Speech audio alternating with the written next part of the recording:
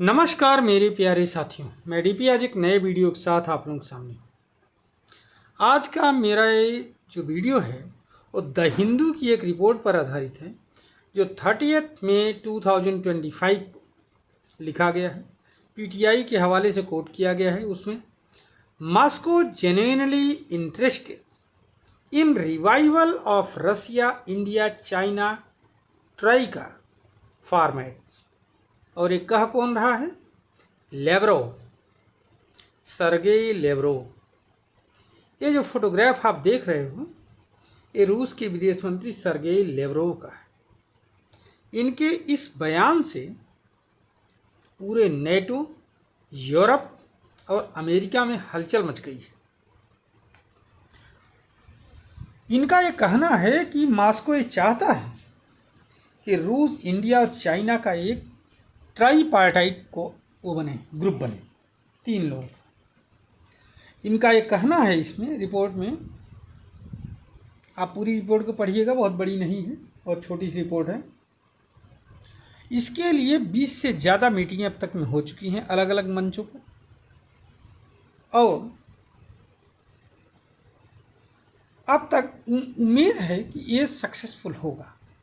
इनका ये भी कहना है कि अगर ये नहीं हुआ तो नेटो और अमेरिका ये पूरे विश्व को लड़ाते ही रहेंगे इधर से उधर, और पूरा विश्व परेशान रहेगा इनसे। सवाल यहाँ ये पैदा होता है कि ये जो आरआईसी, रसिया इंडिया चाइना ट्राइका जो बनेगा, 3 लोगों का जो त्रिकोण बनेगा, इसका मतलब आप लोग समझ रहे हैं? ये दुनिया का एक ऐसा गठबंधन हो जाएगा अगर बन गया तो। मैं नहीं कह रहा हूँ बनेगा या नहीं बनेगा, लेकिन अगर ये बनता है तो दुनिया का ये ऐसा गठबंधन होगा जो पूरे विश्व के पॉपुलेशन से सबसे ज़्यादा पॉपुलेशन अपने पास रखेगा, पूरे विश्व के एरिया का एक बहुत बड़ा हिस्सा अपने पास रखेगा, एरिया के कंटेक्स्ट में भी। और इकोनॉमी की बात अगर हम करें तो मार्केट की बात करें तो विश्व का नंबर 1 मार्केट होगा। इकोनॉमी की भी बात करें तो विश्व की टॉप मोस्ट इकोनॉमी यहाँ इन तीनों की मिला करके हो जाएगी सारे चीज़ों में। और ये चीज़ अमेरिका के लिए नींद उड़ा देगी।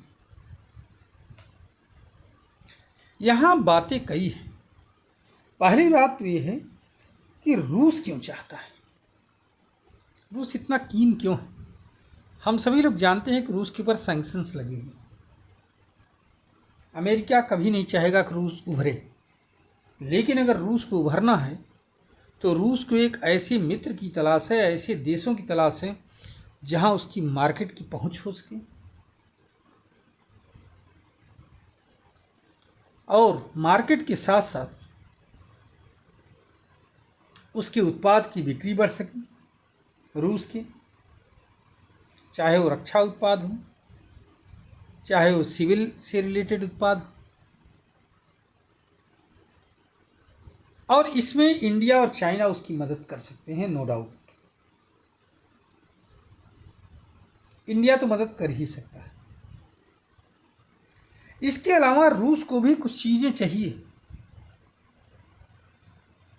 जैसे क्रिटिकल मिनरल, जैसे बहुत सारे रॉ मटेरियल चाहिए जिसमें चाइना उसकी मदद कर सकता है, इंडिया मदद कर सकता है। समझिए जरा सा। अगर हम बात करें चाइना की तो चाइना इस समय जितना परेशान है उसके हिसाब से उसको एक नया मार्केट चाहिए, उसमें रूस और इंडिया उसकी मदद करेंगे। अब यहाँ बात आती है अल्टीमेटली इंडिया की। इंडिया क्या चाहता है?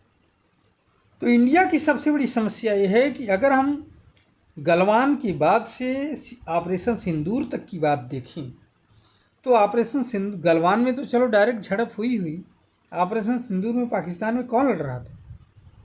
बेसिकली चाइना ही लड़ रहा था अपने अस्त्र शस्त्र के साथ और अपने मिलिट्री असिस्टेंस के साथ।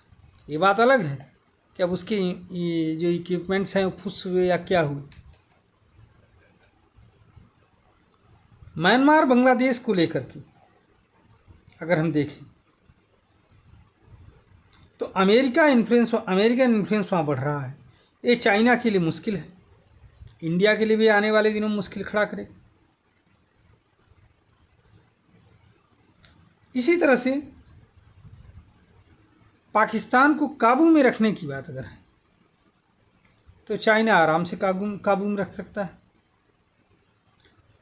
बहुत सारे ऐसे मसले इसमें हैं, इसमें घंटों निकल जाएगा अगर हम डिस्कशन करने बैठे। हो सकता है कि इस मुद्दे पर कल भी कोई वीडियो मैं बनाऊं, लेकिन आज फिलहाल के लिए आप लोग भी विचार करिएगा